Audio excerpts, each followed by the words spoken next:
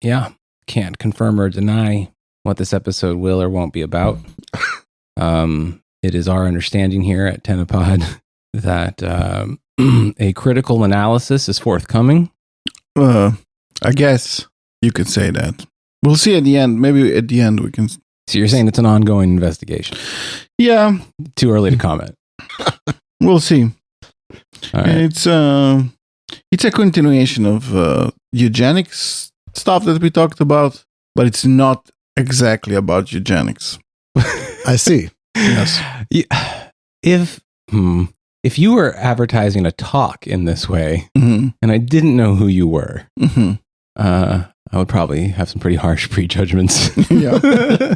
Look, it's about eugenics, but it's not really about eugenics, okay? Stay with me. Yeah. I said it's a continuation of our eugenics talks, Yes. but it's not exactly about it.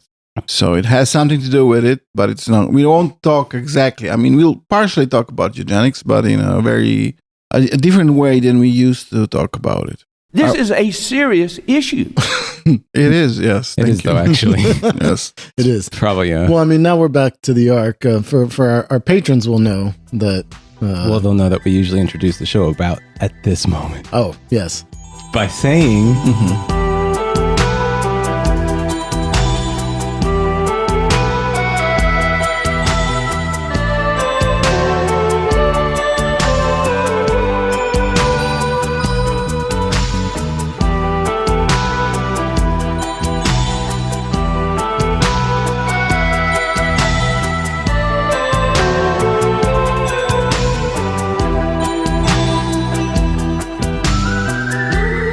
After that musical break, welcome to The Empire Never Ended with Boris, Fritz, and Ray. Hey. Hey, Boris, you were just saying something. Well, I guess now we're back to the arc, and this is a free up. Our patrons were treated to some, well, I don't know, I don't know what you're talking about. When Mistreated. did we leave the arc? I've been here the whole time. Well, they were given a little surprise, which is how we deprogram our brains. Yes, we did. We deprogrammed. Now we're good. We're ready to go. So if you're curious about what that may have been, and there's that's what patrons there for. That's what patrons for. It's for us to cleanse our minds now and then and just flush from it time all to down. time without any warning. Yeah, it's right. And then I guess often it turns out into some kind of surrealist radio play, maybe? Seems to be our go-to for this show when we lose our minds a bit. Unscripted radio play. Yeah. You know what? Sometimes you just gotta Stand up like men. and make a radio play. Yeah. Although I think Ray did suggest that maybe that's what the show should be from now on. Yes, that's Yeah. true. And I we was shouldn't thinking warn about it. anybody. We should just switch it over to us doing weird news sketches and weather reports. That sounds amazing. That sounds like we'll what, enter the weather cube and we'll never leave. yeah, but that sounds like what the BBC was in like the 40s. You know, it's like a mix of skits and like plays and thrillers, and then some, you know. And you didn't even do what you originally planned for that episode. Yeah, that's true. Actually, we had a whole. It started with something else, Yeah. and It was supposed to be something completely different. Not completely, but similar. But yeah. there were characters that were made that never appeared. That's right. We have them on the back burner for another random time that we decide to do that again. But as But we're back now. we're back now because as Trump recently pointed out about our fair country, these United States, We're living in a fascist state. and it's more what this show is about. Yes. Thank you, Don. So, Ray, to Donald's point. Yeah. Well, what we are going to talk about again is a book that I read. And the topic again is how Americans and America influenced German Nazis in 1930s is the idea. So that's similarity with Sounds like us. Yes. That's the similarity with our eugenics episode, and of course it has something to do with eugenics, but it's so the book I'm talking about is written by James Q. Whitman. It was published in 2017, so it's a newer book than the one that I previously read, which was from 91 or something like that. The one about specifically eugenics. And this book is called Hitler's American Model. How'd it feel getting that printed out at the copy shop there? It's a pretty bold text cover there. They don't care. Yeah. And the subtitle is The United States and the Making of Nazi Race Law. Oh, damn. So that's the topic, and it's how American racist laws influenced Nazis. But if you're right, that really changes everything. Oh, No, wait, what's that one? That's right, Joe. it's Joe Rogan. Okay. That's Joe. He's ready for this. He's ready to have his mind blown here. Yeah, Fritz has refreshed the soundboard. A little bit. So now we have some new surprises. I don't know what's on there. Well, I like to break out the soundboard on the light episodes, like, eugenics and the Nuremberg Laws and stuff like that. Yeah. Whoa. Yeah. So this is a book from 2017, and the author Whitman was kind of, I get a feeling that he was a bit irritated by how American scholars viewed this topic recently. Even like he cites from a book from 2012 that says that there was an astonishing insignificance of American segregation laws in Nazi policies. Like, it was astonishing how non-influential the Americans were. I mean, this author actually acknowledges the book that I previously read by Stefan Kuhl. Yeah. If you remember that book that we talked about, which was from a few 91. episodes back, right? Yeah, he acknowledges that it was like a turning point in how the history of American eugenics movement was seen, and how, previously the connection with, very explicit connection with German Nazis were forgotten. That book changed that, but there was still this perception, that concerning American racist laws, how they were really insignificant when it came to Nazis, and this book is trying, I guess, to do a similar thing in regards to that topic. So Ray is disrespecting the legacy of D-Day here on the anniversary. Exactly. Yes. One of the points that the author makes about this segregation thing is that actually, I mean, segregation was not astonishingly insignificant in its influence towards Nazis, but it was not the most important thing. One of the things that one of the points that the book is trying to make is that segregation is not completely equated with American legal racism. There were different ways in which America was legally racist. Segregation was only one part of it. It was not the most important part for the German Nazis. Okay. So it's one of those it's worse than you think episodes. Yeah. Yeah. I mean, the author makes a point that, like, Americans like to think that, their racist problem is the South. Yeah. And that was the segregation, and it's finished. So, yeah. Solve that. Solve that. Yes. And he points out, that there were, like, at least in 30 states, there were different racist laws in different areas. And some of these kinds of laws influence Nazis more than segregation, because one of the points that he's trying to make is that when they were Nazis making these laws in the 30s, when they came to power, at first their goal was not the extermination of the Jews. Okay. Is his point. At first they wanted to basically make unbearable conditions for them to live in Germany, so they would leave Germany and go somewhere else, or to completely marginalize the remnants of the Jewish population that would stay in Germany afterwards, was the idea at first, according to this author. So in that sense, they looked to America and to laws not that defined a segregation regime in the South, but laws, for example, of second-class citizenship. Yeah. And things like that. And also anti-miscegenation laws, like forbidding interracial marriage and sexual relations and so on. That's what really was inspiring for the Nazis. And let's remember, too, that, because of how the U.S. is federated, a lot of these laws remained a lot longer than you'd think. Yeah. I mean, well into the 20th century. Yeah.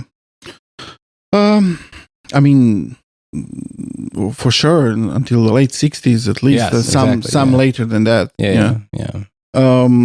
So America was also like not in this. Well, I mean, and also that Jim Crow laws started, at the turn of the century. Yeah. Basically. Well, of course. Yeah. Right.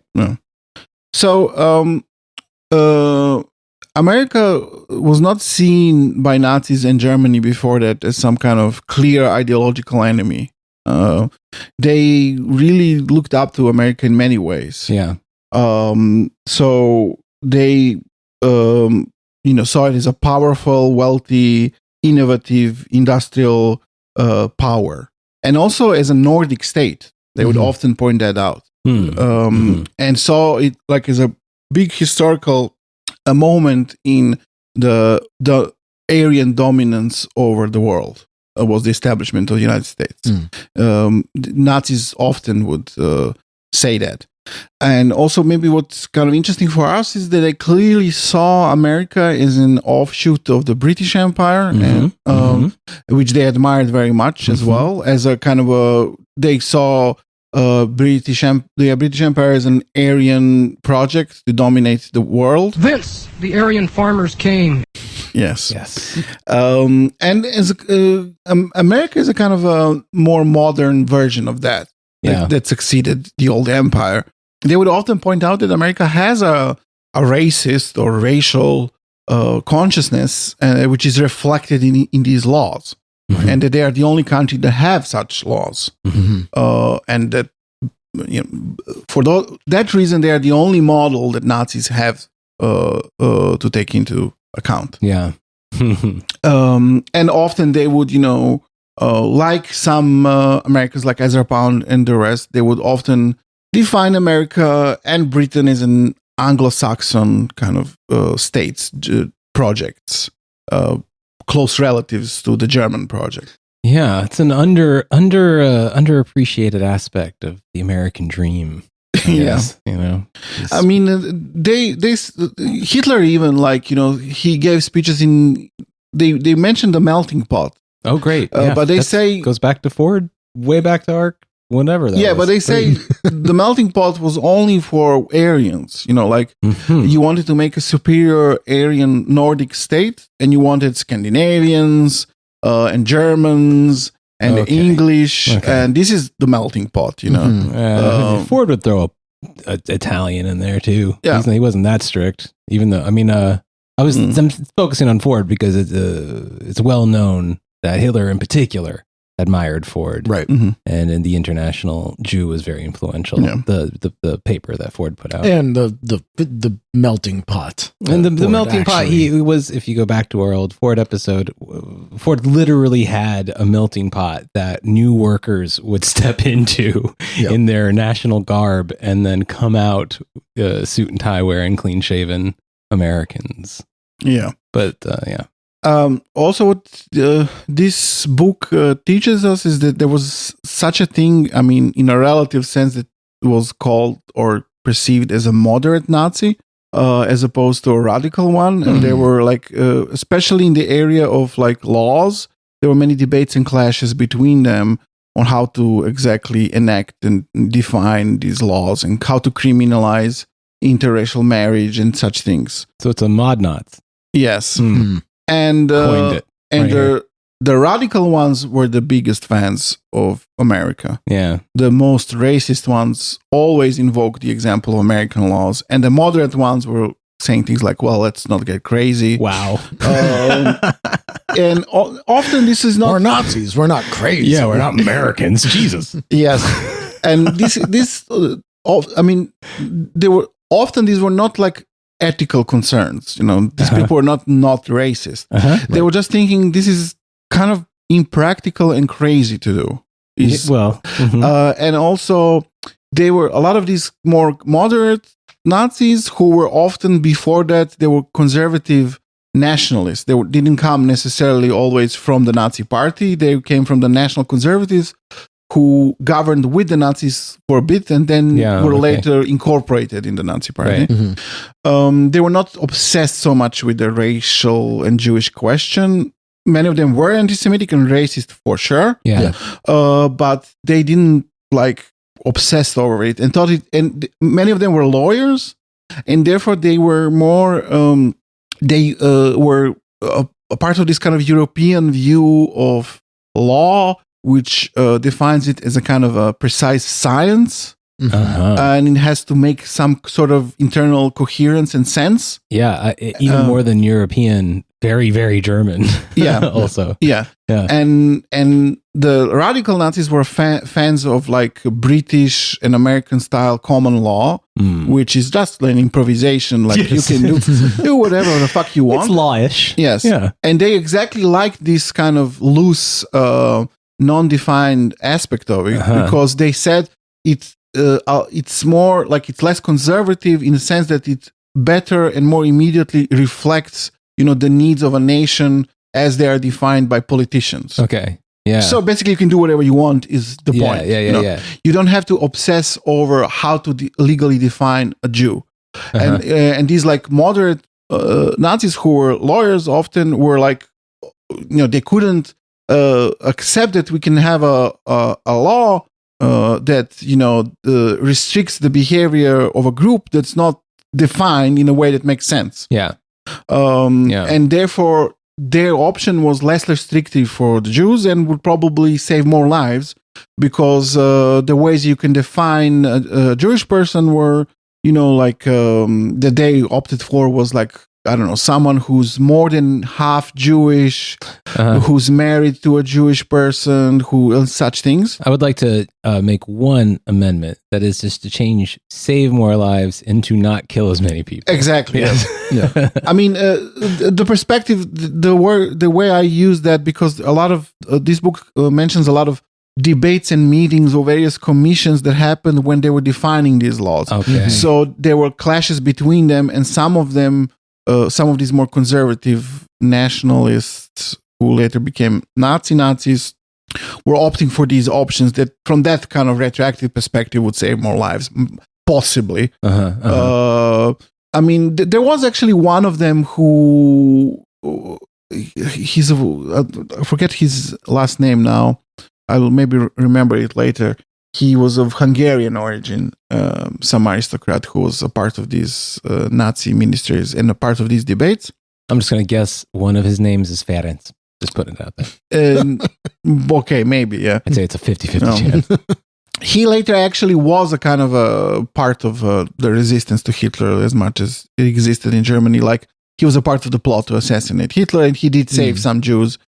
And I don't know, maybe I think 15 Jews are mentioned or something like that. So there was actually some people there who actually had a kind of motivation that was non-anti-Semitic. They didn't want to kill people. Yeah. But a lot of them didn't have that motivation. They were more strictly kind of lawyers in the German tradition who thought these things don't make sense. Did they have anything like a corporatist idea, or was it more sort of a militaristic state idea? Where did these sort of these conservative opposition mod Nazis, where did they sort of fall on the fascism spectrum at this time? I don't know. This book doesn't go into it. As far as I remember, these are the people who come from the party which was headed by Hindenburg, the chancellor who died.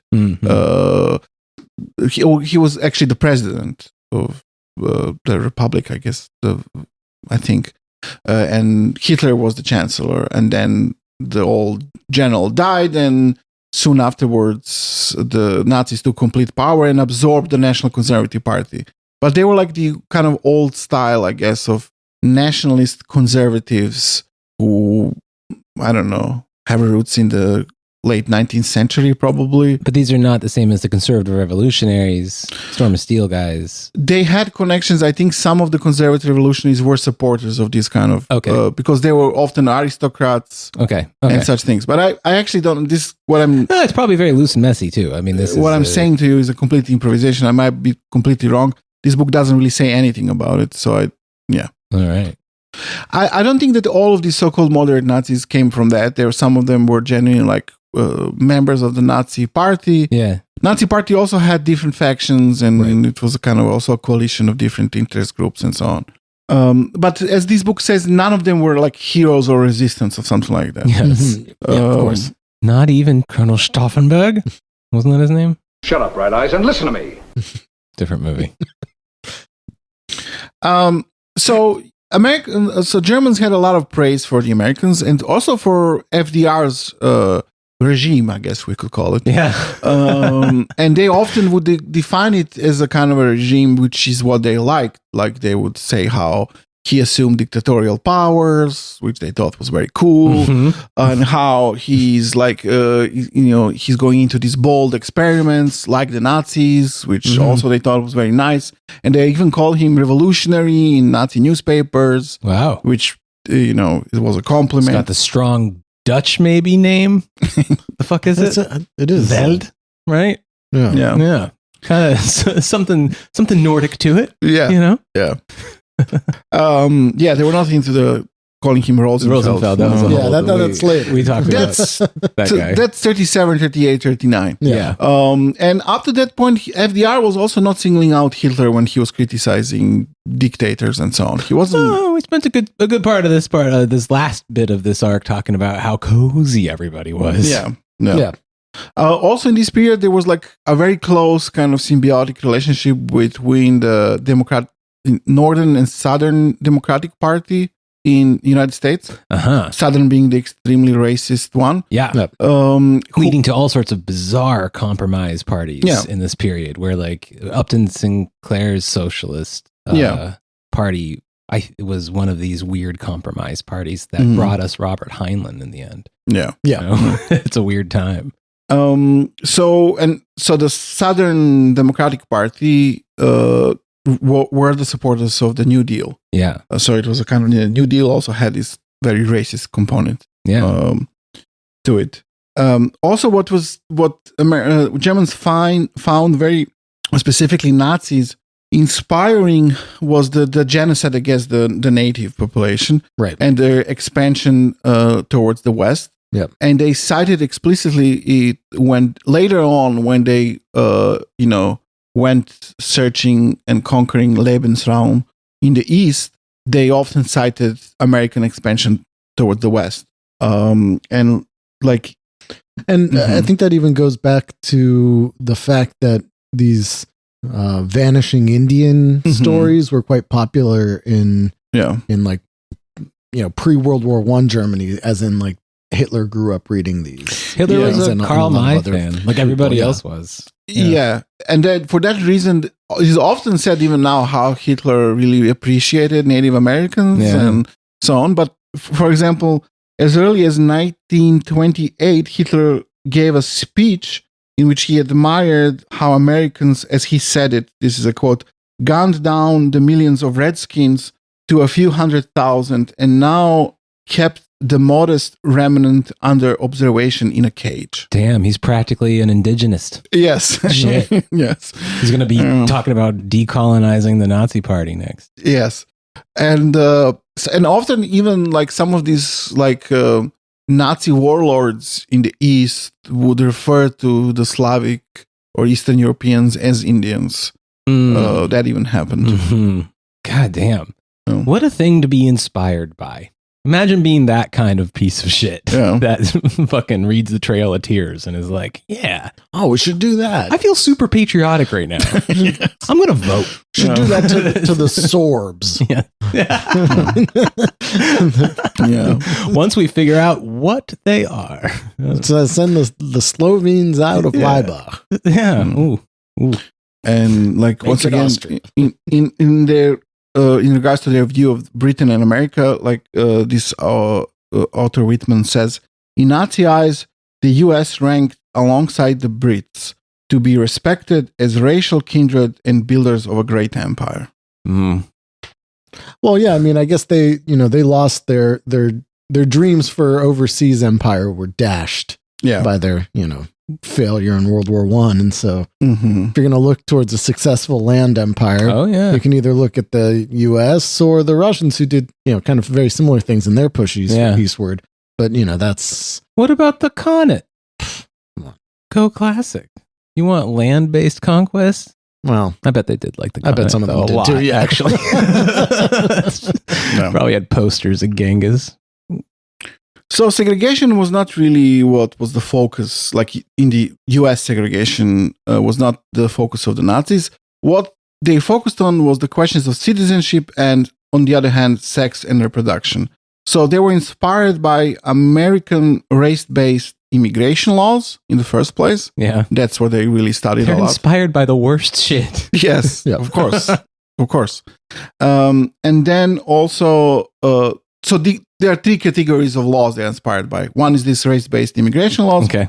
Then the Euro and de facto second-class citizenship for black people, and Yeah. not only black people, but mostly black people.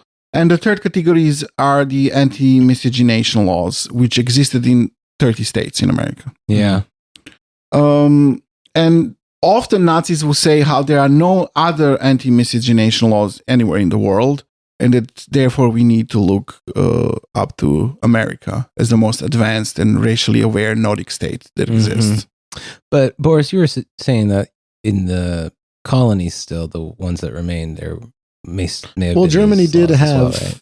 Germany enacted some anti-miscegenation laws in their overseas colonies when they had them. Yeah. Also, when they were, committing genocide in Namibia, they also had anti-miscegenation laws there too. Yeah. Right, But right. that's before World War One. Right. Yeah, maybe it's.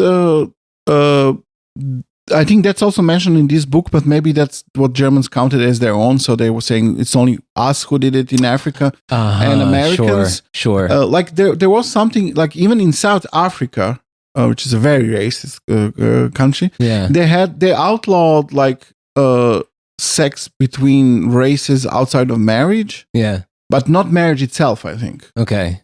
That wouldn't, because apartheid's later. Yeah. The apartheid system comes Yeah. after. Yeah. Okay. Wow. Yeah. What fine company? Just the Nazis in America, huh? Mm-hmm. And the Americans are the model. The model, of course. Yeah. Damn. It's like they would have been natural friends. The Germans assumed they would be natural friends. Yeah. Surely, if anybody understands us, Yeah. it's gonna be the Americans. I mean, and there were certain degrees of restriction on miscegenation within European colonial systems as well, but not in the same way as the laws existed in the U.S. Mm-hmm. And I think that's why it serves more of as a model. Yeah, because it's what you can do at home with these kinds of things. Because I mean, I'm sure because we have listeners in Australia as well, they'll probably point out that Australia had also some, kinds of restrictions on race mixing as well. Yeah, this is Australia is mentioned here. Also, the laws they had were also modeled on American ones, right? And exactly. So I mean, and they were from the 20th century, I think, early 20th century. Yeah. As far as I remember reading about Australia in the past. So the authors spent some time on the issue of the Nuremberg Laws.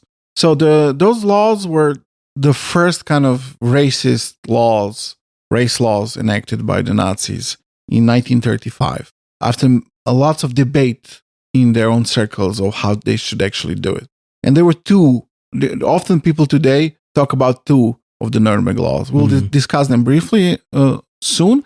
But there was a third one that is often kind of neglected. It's not about race specifically.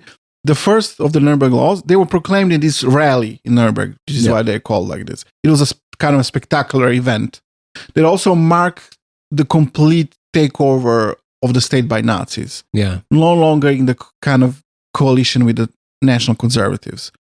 And one of the ways they did it was this first law, which was not about the race. And this law proclaimed the swastika flag to be the only official flag of the Reich. Okay. Until that point, as a kind of a sign of this coalition between the Nazis and the National Conservatives of the New Reich and the Old Reich, in the sense they had two flags, which were the flags of the Reich. One was the Nazi swastika flag, and the other was the red, white, black flag of the Old Reich, which the National Conservatives identified with. And they decided to scrap that flag in September of 1935.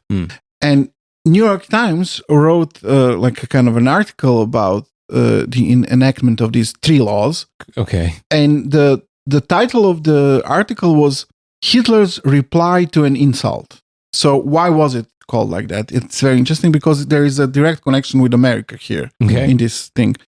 It's a month ago or something like this, I think, or this was in September, and in July there was an incident in New York City.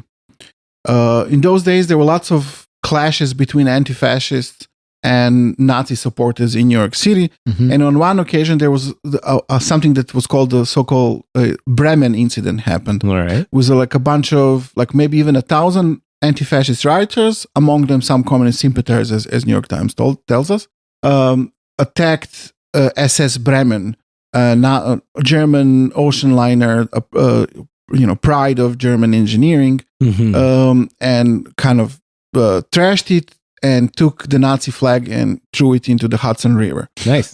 All right. And after that, 5 rioters were arrested. And just a few weeks before the Nuremberg rally, where these laws were proclaimed, a Manhattan Jewish magistrate let those rioters out of prison, called Louis Brodsky was the guy's name. He was like a kind of ambitious lawyer, law guy person who was a part of what was the name? Tammany Hall, kind of. That good machine politics. Yeah. And so probably a corrupt guy, whatever, but totally. he was like a civil rights guy, advocate. Nice. And so on. And he even issued a statement, like his opinion when he released those people, in which he said that the Nazi flag is the black flag of piracy, which I think makes it sound cool. Which it's a shame. And how it's antithetical to everything that United States stand for, which is also as we know, cool. Not true. And like, but democracy, anti-fascism of statement.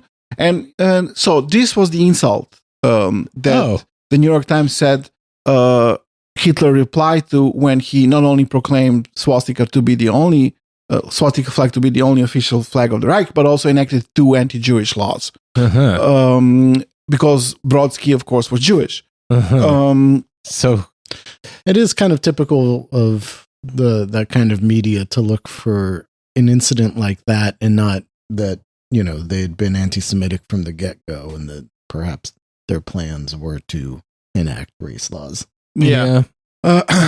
Yes, exactly. I mean, So what's also interesting is that both Nazis and the FDR regime tried to kind of say that the clash is not between Americans and Nazis. That's not what it's about. So the Department of State issued an official apology to the Reich because of this, and they tried to renounce Brodsky and completely said that he did something on his own and they have nothing to do. They condemn his actions and such. Great. Wow. And when during the Nuremberg Law rally, when the laws were proclaimed, Hitler gave a speech in which he explicitly said how they have no problems with the American people, American state. It's the Jews they have problems with. And he also really said nice things about FDR. And I think the quote is, let me say how, Hitler at the rally praised FDR for what he said, a thoroughly decent and honorable disavowal of Brodsky, is what Hitler said during the rally. And Goering also gave a speech and said that Germany could only express sympathy for the American people. Okay. I mean, like BFFs. You thought it looked like they'd be best friends. They'd be signing each other's yearbooks at the end of the year, but then something happened in the halls there. Yeah, so it's interesting that even the proclamation of the first Nazi race laws at the rally, both Hitler and Goering mentioned America as a kind of a reference point at the very least. A reference point, but saying like we have nothing against you. We respect you very much. Yes. We love the people. We love FDR. You're all great. We just don't like the Jews. Yeah. You don't understand. We want to be you. Yes. See, we're passing some race laws based on yours, and you should pass some race laws about these Jews. Exactly. Yes. Exactly. So, for example, in 1934, a Nazi called Albrecht Wirth published a Nazi book, which is called Folkish World History. Oh. So sounds like a fun read. So it gives like a kind of a definition of what the US is from a Nazi point of view. Okay. He says the most important event in the history of the states of the second millennium up until the First World War was the founding of the United States. The struggle of the Aryans for world domination received thereby its strongest prop. Okay. So big fans. Yeah. If you're right, so many people are wrong. Yes. Good job with the soundboard this time, I gotta say. Yeah. I exhausted it, I think. It's a little less morning shock jock than I expect. If you're right, so many people, that really changes everything. It changes everything. So the other two laws, which are usually known as the Nuremberg Laws, the first one is the Reich Citizenship Law. It's important because it made a distinction between two categories. One was the citizens of the Reich, and the other was the mere nationals. Mm-hmm. The mere nationals have some protection of the state, let's say it like that, but have no political rights. And this is like something that was directly inspired by American second-class citizenship. I mean, the law is quite short, but probably I don't need to read it. But yeah, only the members of the German racial community, so-called, are the citizens of the Reich. So the third law that was enacted in the Israeli was the law on the protection of German blood and German honor, so-called blood law. Uh-huh. Oh, blood and honor. Yeah. Yes. And this law banned mixed marriages and sexual relations between Jews and Germans. Also, interestingly enough, they also banned the employment by Jews of German women as household servants. Okay. Which is like, okay, I guess it's clear how they saw household servants in general, what the job was, because they explicitly banned like sexual relations, and then also Jews cannot employ German women as household servants. There are some pretty dark tales. Yeah. I don't want to know what goes on in a German manor. Also, the law banned Jews from flying the Reich flag. Just in case. Yeah, but permitted them to fly their own colors. And when Goering read that, everyone laughed in the audience. Like it was like a joke. Like the law had a joke, which is like Jews are allowed to fly their own flag. I guess the joke was that they didn't have a flag in them or something like this. But just being a dick now. Yes. Just on top of it. Yeah. So I'm just going to read. Can I tell you what I think Goering's laugh sounds like? Yes, exactly. Probably exactly. Like probably that. exactly a weaselly kind of. I think the masses laughed like that. Mm. It was like 1,000 people laughing like that. So, exactly. That's what it sounded like there in the room. Fucking Nazis. So I wrote that I should read this, so I'm going to read it. American race law, pre-Brown, sprawled over a wide range of technically distinct legal areas, including not only separate but equal segregation under the rule of Plessy, but also Indian law, anti-Chinese and anti-Japanese legislation, and disabilities in civil procedure and election law. America was particularly notable for its creation of novel forms of de facto and de jure second-class citizenship for blacks, Native Americans, Filipinos, and Puerto Ricans. Anti-miscegenation laws on the state level featured especially prominently. They would be eliminated only at the tail end of the Civil Rights era with Loving versus Virginia in 1967. So did immigration and naturalization law on the federal level. De facto race-based immigration and naturalization practices would survive until the Immigration and Nationality Act of 1965, which came into full effect only in 1968. Some aspects of this extensive body of American race law were closely linked to eugenics, immigration, and anti-miscegenation laws. In particular, were often described as measures related to eugenic maintenance of a racially healthy population. Other aspects, however, like segregation and creation of forms of second-class citizenship, had nothing to do with eugenics as such. They represented a different mode of exclusion and persecution involving legal degradation rather than population engineering. And in all of these areas, the United States stood out for the energy and innovativeness of its law. Early 20th century America was the global leader in race law, admired around the world for the vigor of its legislation. In this, the Nazis were not alone. And as in so many areas, this was one where America's creativity shone. Well, it's a very creative country. Yes.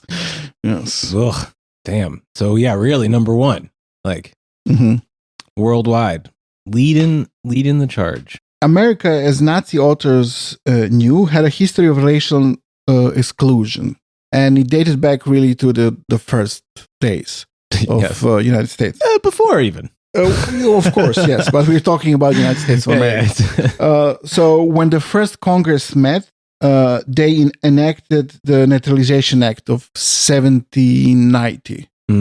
And it opened naturalization to any alien being a free white person.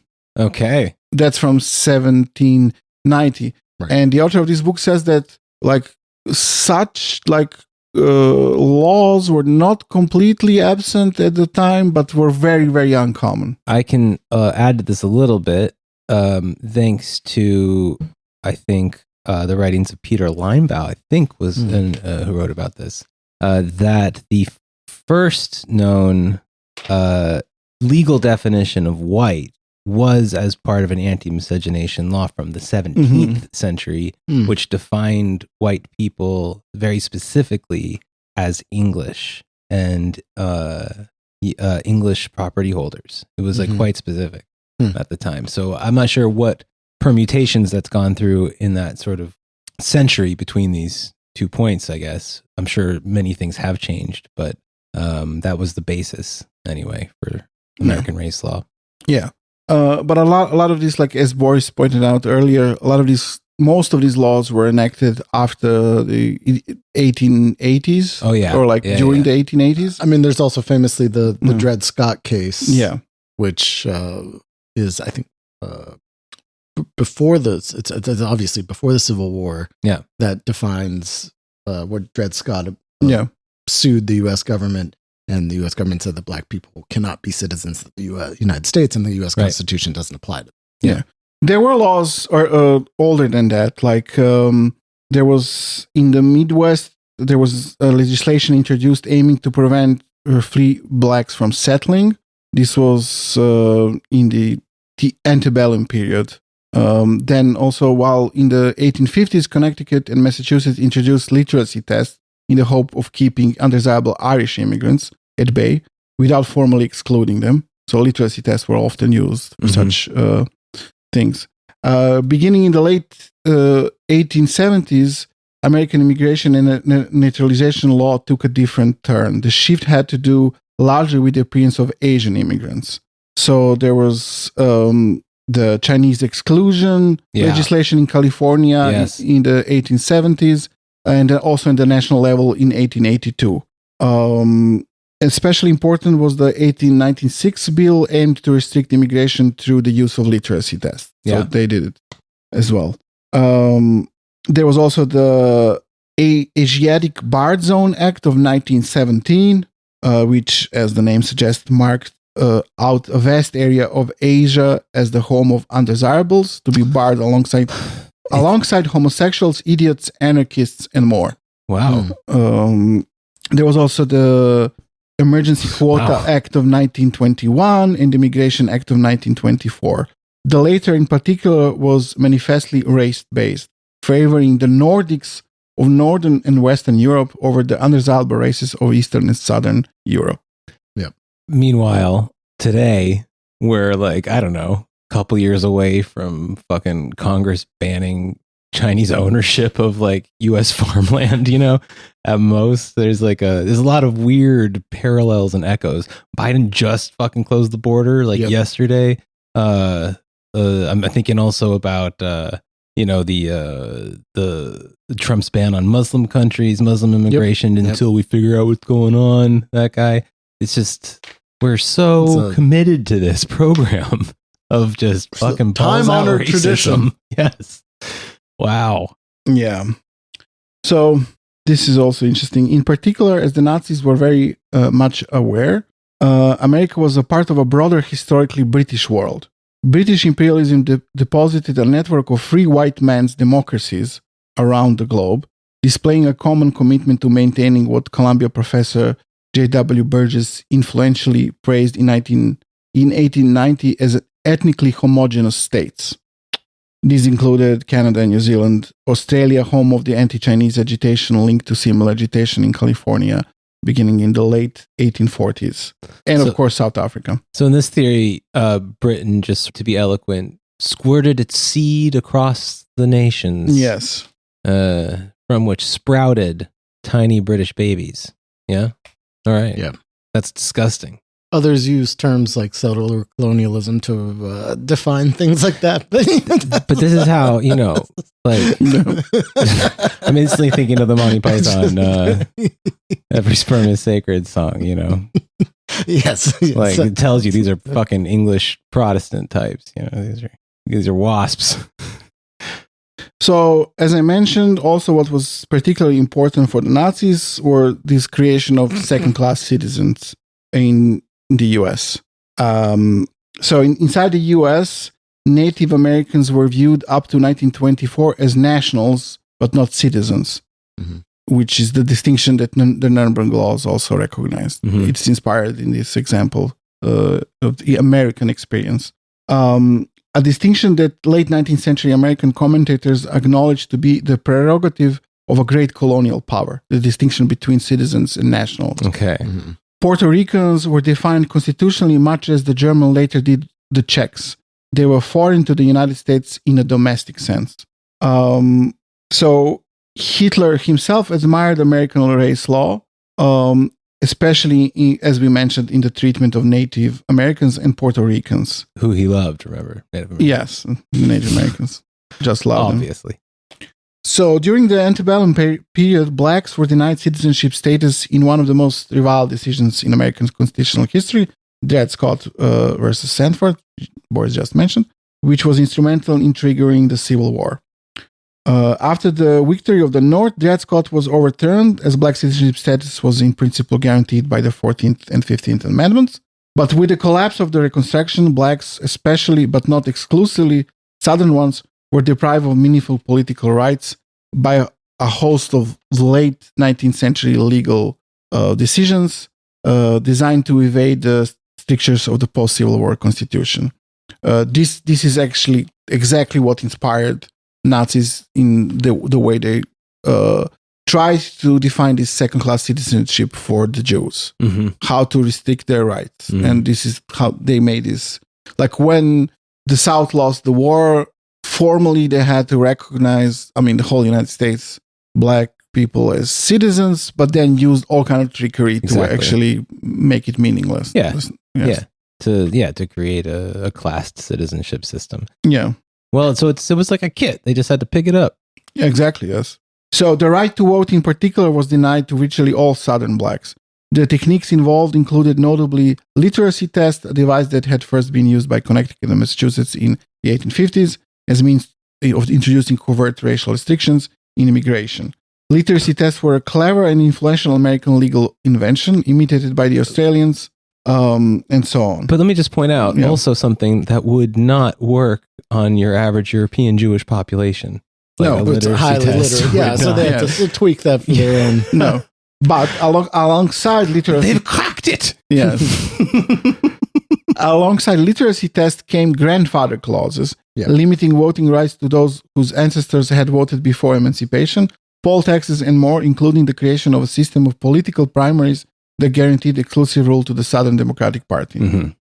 And this was also widely acknowledged in Germany before the Nazis.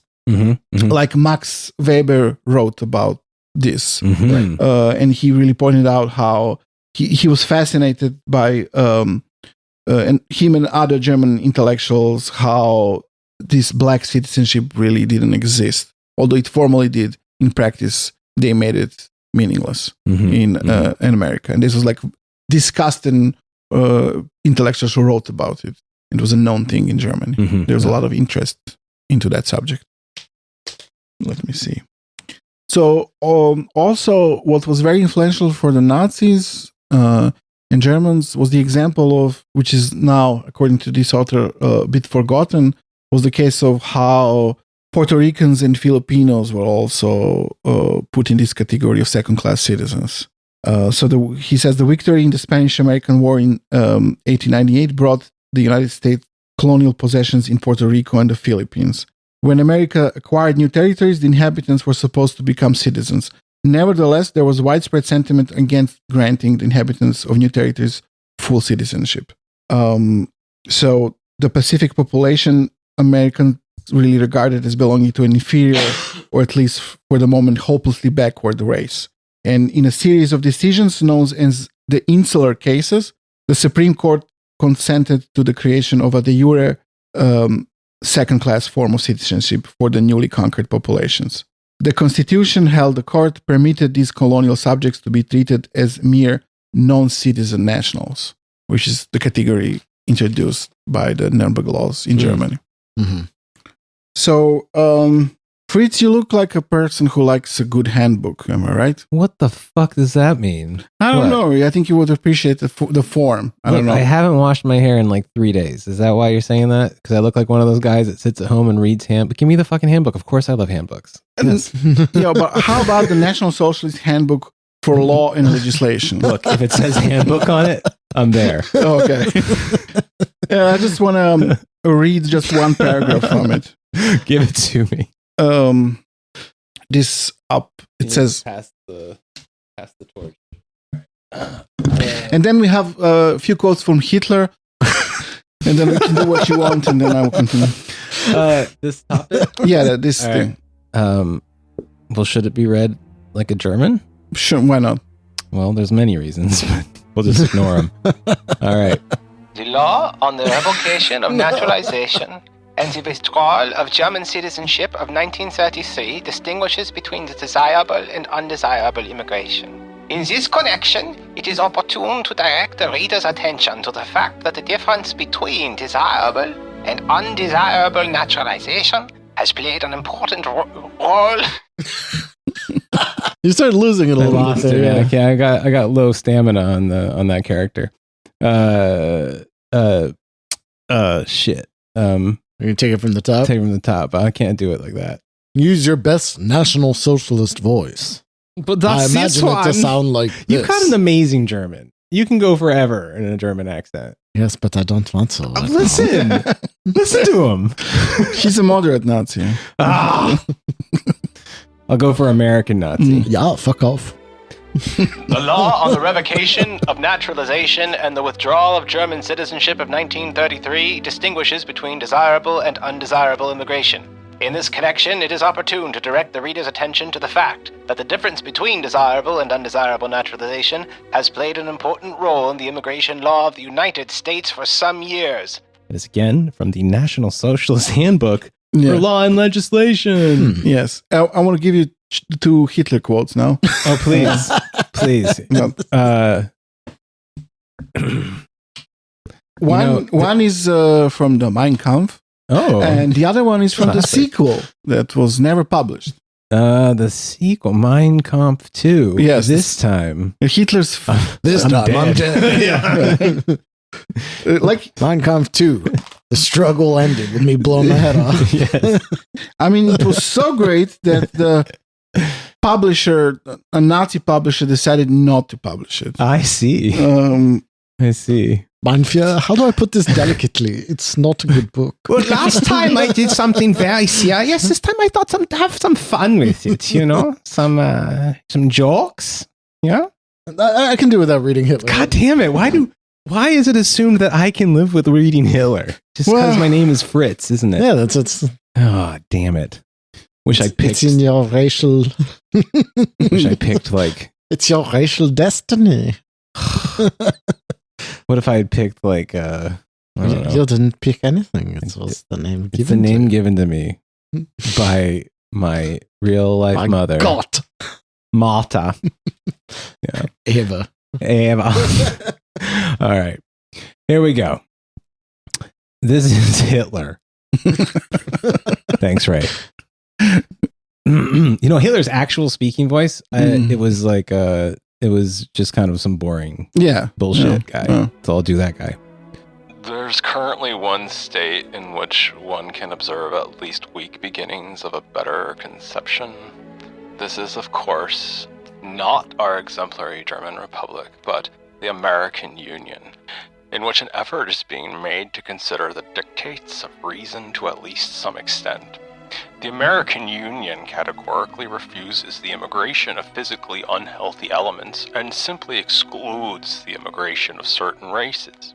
In these respects, America already pays obeisance, at least in tentative first steps, to the characteristic Völkisch conception of the state. Okay, and now from the sequel, I think it's... What sequel? What are you talking about? Sequel to Mein Kampf. It's just called the second book. Yes. That's, I think it starts at the end of the page. Oh, I see. Okay. This is the hot unreleased tracks here. Yeah, B-sides. The capacity of assimilation for the American Union has given out, both with regard to the Chinese as well as with regard to the Japanese element. People feel this clearly and know it, and for that reason they would most prefer to exclude these foreign bodies from immigration. In this way, American immigration policies provide confirmation that the previous quote, melting pot approach presupposes humans of a certain similar racial basis and immediately fails as soon as fundamentally different types of humans are involved. That the American Union feels itself to be a Nordic German state and by no means an international Völkerborg is also revealed by the apportionment of immigration quotas among the European Völker. Scandinavians, that is to say, Swedes, Norwegians, furthermore Danes, then Englishmen, and finally German, have been accorded the largest contingent. Latins and Slavs receive very little, and the Japanese and Chinese are groups that one would prefer to exclude entirely. That is Hitler. I gotta say, I love this voice for Hitler. That's him. That's how it's fantastic. He's not giving a speech, No. He was also on a shit ton of different things by this point. I mean, his brain's probably barely hanging together. Yeah. The beer hall putsch was a gateway into amphetamine abuse. See what happens when you drink. So Goering was like, just crush it up in your drink. And I was like, I don't know. I'm already pretty amped up. Yeah, so there's a way, I put it in the back of my book, like the best ways to blow your head off when you really reach that point that that. Well, I just can't putsch anymore, You just can't putsch anymore. You can't? They want you to, but you can't anymore. You're just like, I've had it. Give me some meth. Give me all the best amphetamines. Oh. I want to wear a bear skin in a battle. But I don't actually want to go into battle. No. It kind of sucks. Oh, bad. Oh, I have to give a speech in 5 minutes. Yeah, I'm going to go practice yelling at the mirror for a little while. So when I get out there, people don't want to beat my ass because I know it's so hard to be a Nazi. My voice is kind of everybody's really upsetting. Really upset too. I'm gonna go die in a ditch. Yeah, I hope the Soviets don't dissolve me in acid. Well, that'd be lame. Throw my body into a poop hole. All right, Goring. See you, I guess. General Zdanov. The last words of Hitler and Goering. Was this the brown scare or something like this? This was a downfall. Yeah. Mm. You see, we just devolve into surrealist radio plays. I'm telling you, this is just that's where our show is definitely going to end up someday. Ray? Yeah. Nazis? Yeah. Not great. Not Love America. Yeah. Could that be the title? Nazis, not great. Love America. That's the conclusion. The final conclusion is that. Well, there's also a funny. I mean, none of this is funny unless your brain is fried. Well, but there was a popular illustrated magazine in Nazi Germany called the SA Führer. Well, this is like a Boy Scout type magazine? I don't know what it is, but they had a reportage from America. The title of this nice reportage with many photographs, maps, illustrations of all kinds was The Meaninglessness of Black Citizenship in the United States. Oh my God. But again, if that was said by somebody with a totally different analysis, it would be a very different argument. Yeah. Well, and a correct one. This author actually says that Nazis did some good scholarship on racism in America. That's and so he even says, he cites a book that I don't talk about by some Nazi who wrote a whole book. I don't know if it was a dissertation. He spent some semesters in America. Okay. And he wrote a book about exactly this, the racist legislation in America. And the author said it's a great research. Like it was not, it was good scholarship from a Nazi who admired what he was saying. He knew a good racism when he saw it. Yeah. And this author says that book deserves to be translated to English. Word. Like, it will be useful. Word. All right. No. Interesting. Yeah, I guess, if you're really into a subject and you really love what you're doing, you're probably going to do if you're like not a... Yeah, he's probably, looked into all the minute forms totally. He's a fanboy. Control and racism. Was like, this is exactly what we should be doing. I bet he brought back all sorts of horrible trophies from the South or something after his research. Oof. Maybe not. They were trophy guys, these Nazis. They loved themselves a trophy. An artifact. It's true. And so this reportage has a map of all of the states in the United States with precisely the title is of the map is Statutory Restrictions on Negro Rights, it says, and it has all the details and what laws exist to fuck with black people. Wow. in very detailed way. Because there's there's a civil rights equivalent to this, which are like the old green books, the books that would get people through safe travels. If you were traveling in the South, like where could you go that was safe? And you'd have to learn all these laws exactly the same. Like it's such a weird mirror version of this. It makes me think of Lawrence Dennis again, actually. Yeah. He comes to mind here. Yes. And also there is some the reportage, gives you photos of black people in New York City and so on. And there's a part that says how black people have their own culture in Harlem during the night, but during the day they go to other parts of the city to serve the black population in various jobs that they have. And they mention specifically how when they work as waiters in fancy restaurants, they're not allowed to touch or directly address white people, and even when they give them menus, they're not allowed to give them from hand. They need to put it on a tray and such things. And there's also a feeling sometimes that the Nazis are thinking that Americans are overdoing it sometimes in these reportages, they're a bit crazy, some of these things are unnecessarily and so on. And I think there was one example that I remember was how I don't remember it was one of the drafts of a law, I think before it became a law, of radical Nazis. And they mentioned how they want to regulate, I think I'll mention that soon. They want to regulate behavior, public behavior of white or Aryan women that are not supposed to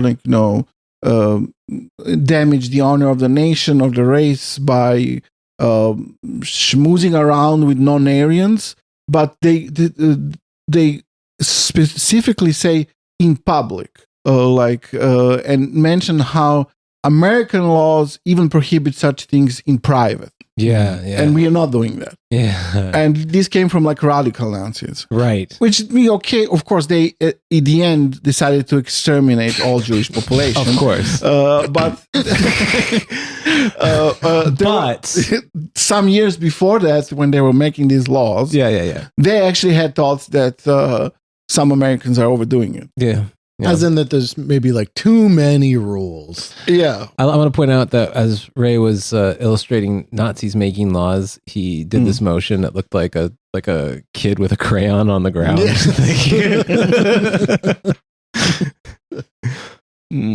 Let me see, where am I? So, our folk is in danger, is what Nazis will often say. And in regards to that, they saw Jews as foreign bodies who violated both international and sexual boundaries. Really? Right. Really? And they opened the door for the worst of possible futures. The emergence of what, do you think?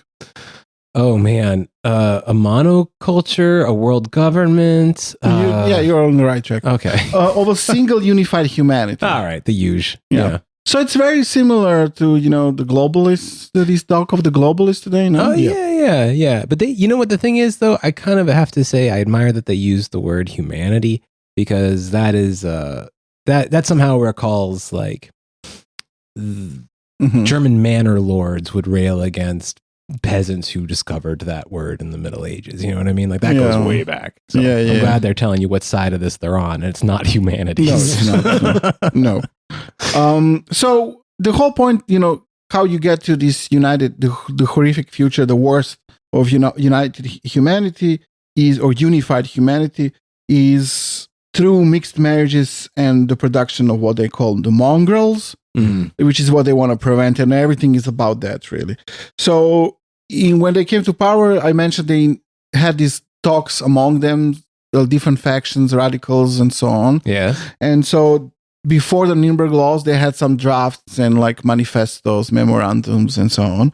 So the initial framework for what would become the Nuremberg Laws was something called the Prussian Memorandum. It was made by the radical racist faction of the Nazi Party in, I think, 1933.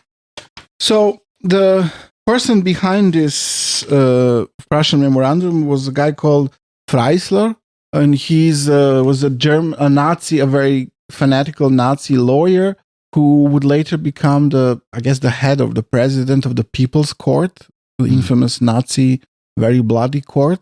I think he was a judge at that point. Okay, so not the daytime television one. No. Okay. And he was a very radical racist Nazi, and often would give out death sentences. And I think in the end he died in the bombing of Berlin while he was going through some illegal documents in the basement of the People's Court or something like that. Dweeb. And he was flattened. Buried with his documents. Flattened, they say he was. Sounds about right. Cool. Yeah.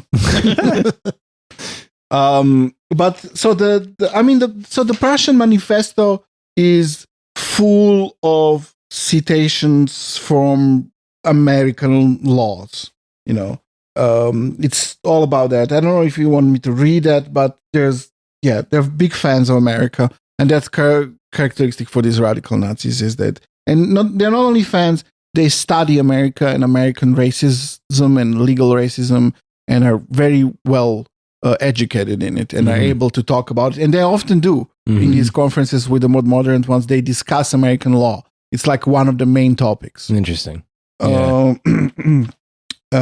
Okay, so there were different kinds of conflicts between them in this period when they were trying to formulate how they will enact their racism once they are in power. Yeah. So there was a principal kind of political conflict was at the beginning was between Nazi thugs under the leadership of kind of lower party officials who were doing, pogrom style violence in the street against Jews. Yeah. And then there were like party officials higher up who didn't like this for various reasons. One, they thought that this gives Germany a bad name in among the foreigners, other countries, and so on. And they preferred orderly racism done by the state, and not in such a way which they thought was not so icky. Yes. Then there was a bureaucratic conflict, which is exactly the one that I mentioned, between radical Nazi racist and the more kind of bureaucratic lawyer Nazi types. Right. The kind that get buried under crushed basements. Who wanted to stick to the conventions of so-called law, justice, or law science. And the other ones, the radical racists who were kind of more pragmatic and saw themselves as modern, anti-bureaucratic, and who loved the spirit of the American British common law, which gives you more room to be innovative and flexible and improvise in doing horrible shit. Yeah, listen, we have a lot of people to kill. Yes, exactly. Yes. We're gonna have to be a little more loosey goosey. And there was also a conflict about how much their radical racist policies will make them problem with actual states who were already protesting some of the things they were hearing coming out of Germany, like India, Japan, and so on, who didn't really like also Latin American states and so on. So some of them wanted to tone down the racism in laws and so on because of these reasons. So there was like debates among Nazis. These reasons, of course, being laws which more closely resemble the American legal system. Yes. Yeah. To tone them down into more Nazi laws. Yes, and specifically, but with the Jews in mind. Yeah, right. Like inspired by American laws, but not targeting, of course, blacks or Puerto Ricans, but Jews. Yeah. And this is like what, but not only that, like they were also like, they do, like in some of these manifestos, they mention the colored people and they use the term Negroes and so on. And they also want to save the nation from such immigration and things like that. And they also are inspired by such immigration laws that exist in America. Yeah. So they use the term inferior races, for example. Yeah. Right. And they really made a point of using it. Yeah. And they also say that American legislators had in mind the concept on inferior races when they made their laws. Right. That they didn't just have this kind of separate but equal segregation type of thinking, that maybe they don't say the word inferior, but it's very clear that the spirit of the law really has this idea in mind in America, is their point. You know, we spent so much of this arc already talking about how much Americans loved Mussolini, how much Americans loved Hitler. It's nice to get some of that love back. Yeah. Right. No, it's not a one-directional relationship. All the Nazis loved American race laws. Yeah, yeah. So the memorandum, the Prussian memorandum, kind of they proposed two laws. One was the law preventing race treason, which was any kind of interracial marriage, but also any kind of sexual relation between Aryans and Jews. Right, that's anti-miscegenation. Yes, kind of classic. Yeah, which they call race treason. And then the other was the causing harm to the honor of the race. So they, the point was to condemn German women who shamelessly consort with Negroes. Specifically. Yes. Okay. And so, especially, this is where they mentioned that if it happens in a public and in a shameless manner, like dancing with a black guy or whatever, something like that. Probably dancing full stop, honestly. Yeah. But they make a point. These are radical Nazis headed by a guy who was called a murderer for Hitler or something like that, that judge that I mentioned. Yeah. But they make a point that they're not doing what the Americans are doing. They don't want to criminalize private behavior like of this sort, but only shameless public behavior. Yeah. Lewdness. Yes, exactly. The Prussian memorandum was the principal early statement of the radical program that eventuated in the Nuremberg Laws. There is no ignoring the fact that it made a point of citing the example of Jim Crow.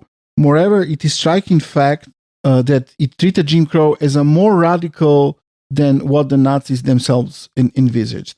the Nazi program was to be carefully restricted to instances in which Germans and colored consorted in public. As one radical Nazi on the drafting team declared, the proposal in the memorandum was in that sense very limited, they said. Last thing I want to mention is there was an important meeting connected to this whole topic that happened this was June of 1934. And this was the meeting of the Commission of the Criminal Law Reform, Commission on the Criminal Law Reform. And this is where verbally there was clashes, very, very polite, but clashes between these radical Nazis led by this Freisler guy and the other authors of the Prussian Memorandum, and then the representatives of a more kind of national conservative, moderate, legalistic wing. Okay. Yeah. And specifically, one of these guys who was actually heading this commission at the time was Franz Gürtner, who was the minister, I think, he was the Minister of Justice or something like this at the time, I think. But he represented the more moderate kind of wing. And also the guy there aligned with him, who was called Bernhard Lusener, who was a so-called expert on the Jews or something like this. Great. But he was also a more moderate one. Okay. So in this, let me see. So, okay, let me just read this from the book. In the history of lawyerly, sure. Why not? Yeah. Okay. In the history of lawyerly rearguard actions against Nazi radicalism, two fascinating and ambiguous figures played especially important roles: Franz Gürtner and Bernhard Lusener. These were men who made well-documented efforts to counter two critical aspects of the radical program: the criminalization of racially mixed marriages and the expansive definition of who would count as a Jew. Neither was a heroic figure by any means. Both were men of the far right, who collaborated with Hitler and who were quite prepared to work toward the creation of a system of persecution of some kind. But they stuck to the traditional doctrines of the law, insisting that the Nazi program of persecution conformed to the logic and strictures of the highly developed legal science for which Germany was famous. To begin with, Gürtner was the Minister of Justice. He was one of the nationalist conservatives who had collaborated with the Nazis in taking up a post-Nazi government. His origin is from this National Conservative Party, and later he would become a proper Nazi. Right. And so what they had problems with how would you... So the topics were these two things: the criminalization of miscegenation in the form of marriage, interracial marriage, and the other was how do you define who is Jewish. So they were really sticking to like rules and of the legal science and so on, and they had so many problems, and it was like illogical to them they couldn't think in such a way, and it was too like the pragmatic racist radicals did. So they were like, for example, the moderates one were willing to perhaps criminalize interracial marriage where there was a case of like deception, because they could compare that to the criminalization of bigamy, which already existed, which was a rare case where there is something criminalized, a form of marriage that is criminalized. So bigamy usually happens in a form that one spouse doesn't know that the other is already married, so there is some kind of deception. So if someone lies that they're a Jew and they say they're Aryan, you can use that as a kind of blueprint for doing it, which is like how the conservative was thinking. Yeah. Like maybe we can do that, but otherwise, like we can't, because how do you do it? They didn't have the tools or like the legal science. From their point of view, didn't support more radical ideas, and they kind of stuck to they lost. They didn't, their point of view lost, but they those were their ideas. Also, it was like they insisted that the Jew is not really a legal category that can be very precise, like who is Jewish, who is not, and so on. And so I think they insisted on like the conservative moderate, let's say, was people who are more than half Jewish, something like this.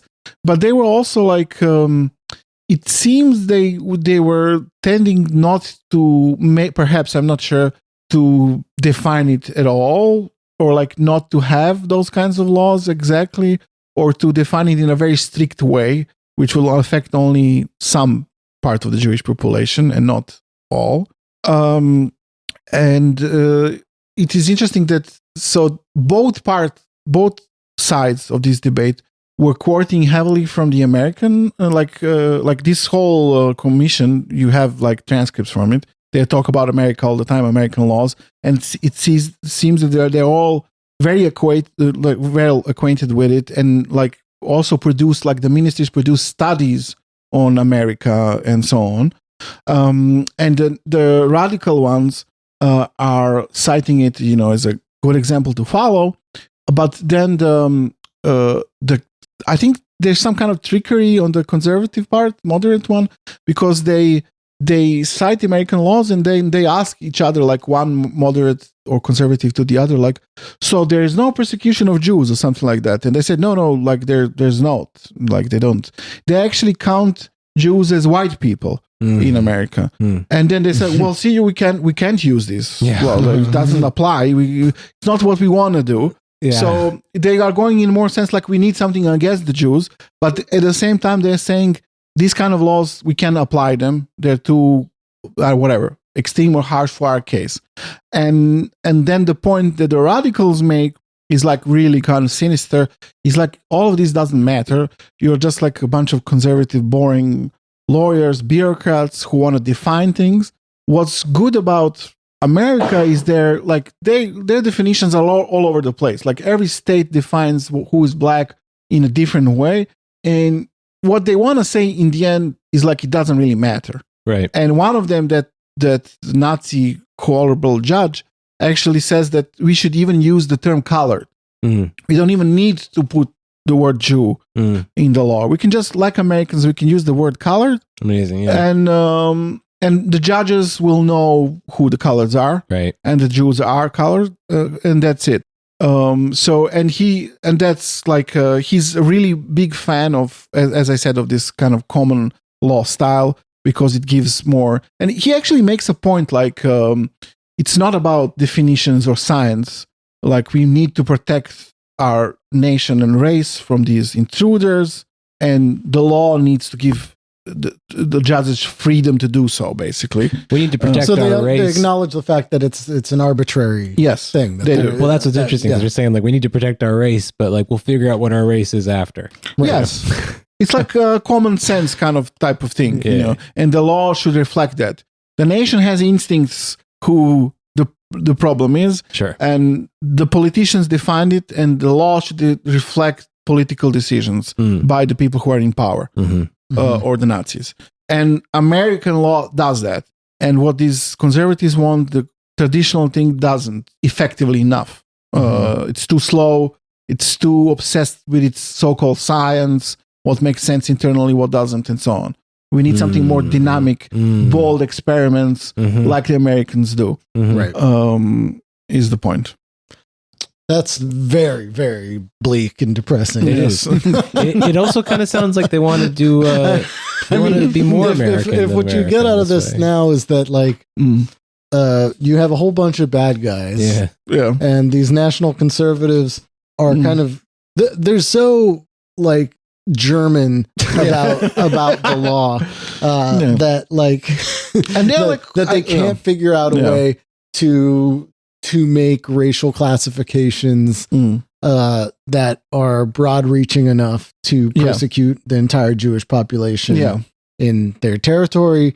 And so the bad guys are the like crazier Nazis who are like, well, the Americans have it right because, they can just, they just figure out who's a racial undesirable, and then they persecute them. And it's all we need. It's a matter of instinct.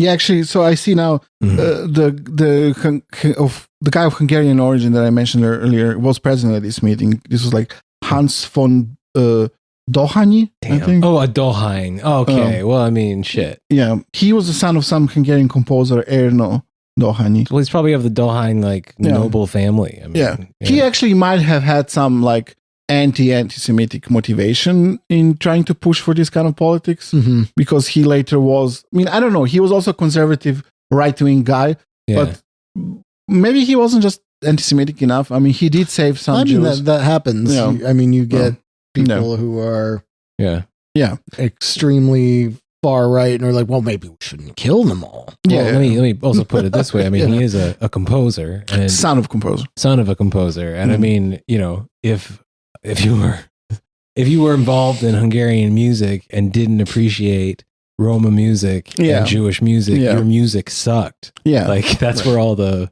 It doesn't stop them from hating Roma and Jews. That's why we like Liszt now, you know? Like, that's what he did. Doesn't stop them, though, of course. Yes. So he had maybe this kind of more kind of some political ambition. He was later a part of I think he was killed by Nazis, executed, I think, for his part of the plot to assassinate Hitler later on. Okay. But at this point, he's a bureaucrat in the Ministry of Justice or something like that. I guess he shivers when you say that sentence. Yeah. Fuck. Yeah. I mean, this is what's going on. It's pretty... It's interesting that they were... I was surprised that they were fans of, like, American, like, not laws, but also law in general, like the style of... And also recognize this as kind of a British Anglo-Saxon tradition. Yeah, sure. Yeah. Well, hell.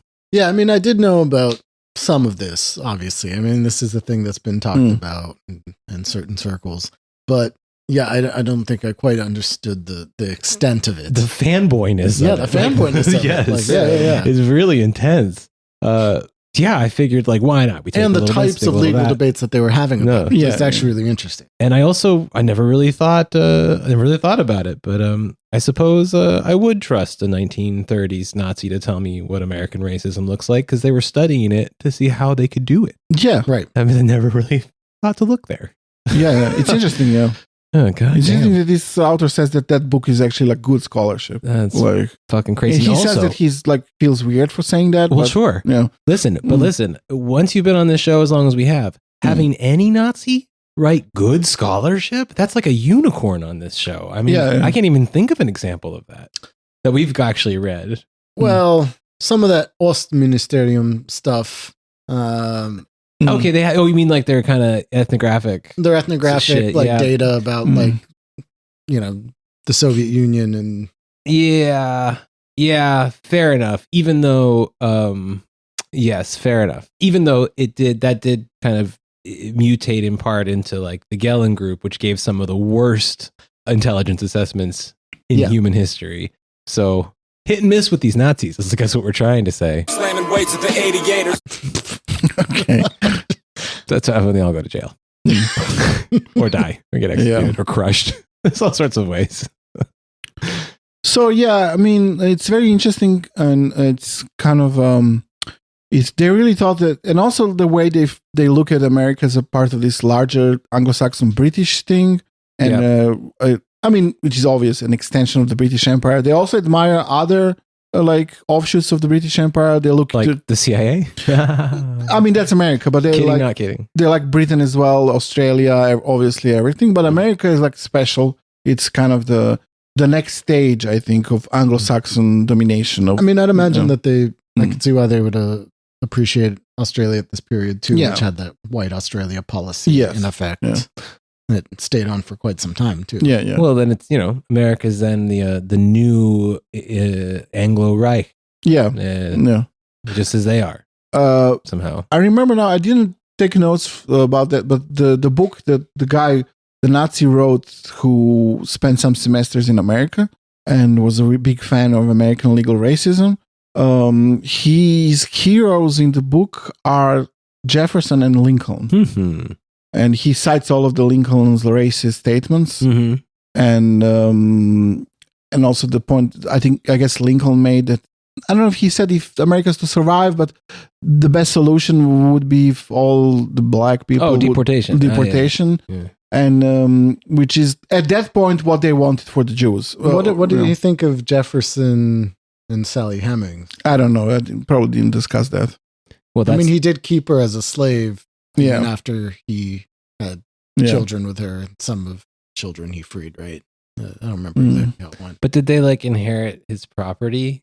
Because they probably didn't care then. No. You know, to I don't know, to that kind of American old whiteness, probably that would be a pretty important. Which is, I think, pretty like, okay, factor. This is like really, you know, not only that they don't look towards the South for inspiration, their hero is Lincoln. Okay. Sure. Or the fucking founders, you know, and the but Lincoln specifically for you know, is used as a figure who. That's wild. Yeah. I wonder if that's also him trying to be a little provocative too, a little like, cheeky. You know, like it could be. Like you might think in the popular imagination, maybe even in Germany, that Lincoln was this, that, and the other thing. But hey, he's racist too.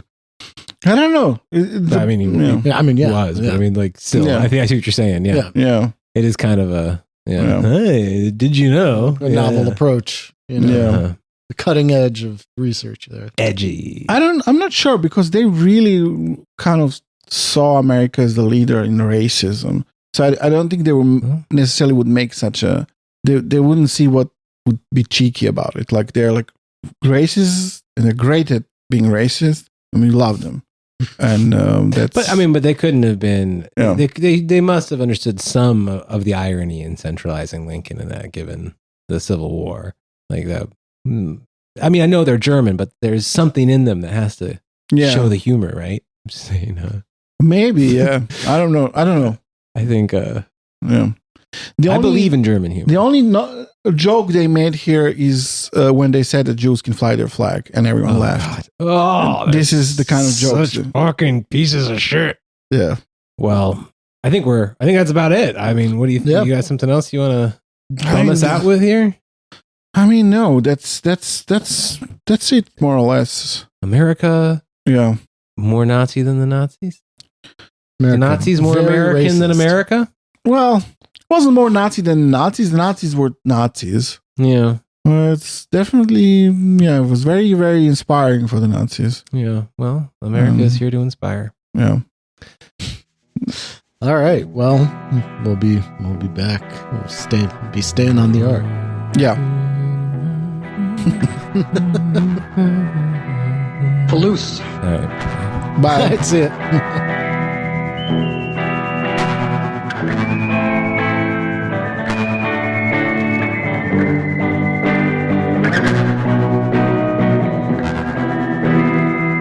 Hey there, all you free people enjoying your free episodes from The Empire Never Ended.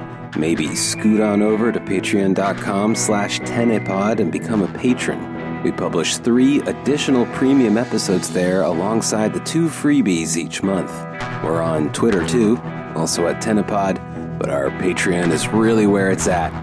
See you there, maybe? Yeah?